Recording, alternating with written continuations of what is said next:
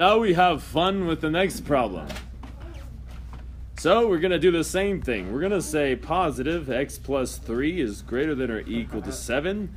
And then we're going to say negative x plus 3 is greater than negative or positive 7. Okay. So first I'm going to subtract 3 from both sides, and I get x is greater than or equal to 4.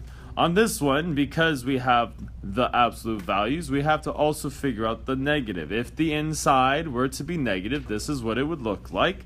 We have a negative x minus 3. Distribute the negative, and then I add 3 to both sides. Negative x is greater than or equal to, what is that, a 10, yes.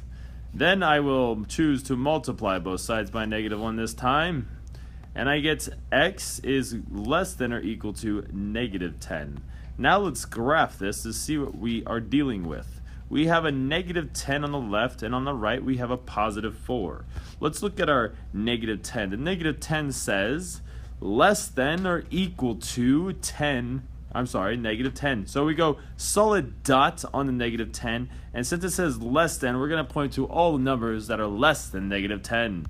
The 4 says equal to, so I put a solid dot, and then I'm going to point the arrow to the right because it says x is greater than 4. Yes, I know you're thinking right now, how the heck would I write this in interval notation? So I have x is less than or equal to negative 10, or x is greater than or equal to 4. Now how come I say or? Because both of these cannot be satisfied at the same time. If you have a number that's greater than 4, it'll not be less than negative 10. So that means our interval notation is going to have a U, which stands for union. This one right here is pointing to negative infinity. So we're going to say negative infinity to negative 10. We always put parentheses on a negative infinity, but for that negative 10, we're going to do a bracket or parentheses. A bracket, because your mom said so. I'm joking, it was because of that guy right there. He's a solid dot. And now next we have a 4 and then positive infinity. How come it says positive infinity? Because that's where the arrow is pointing. You put a parenthesis on infinity because infinity is not a number. You always put parentheses on infinity signs.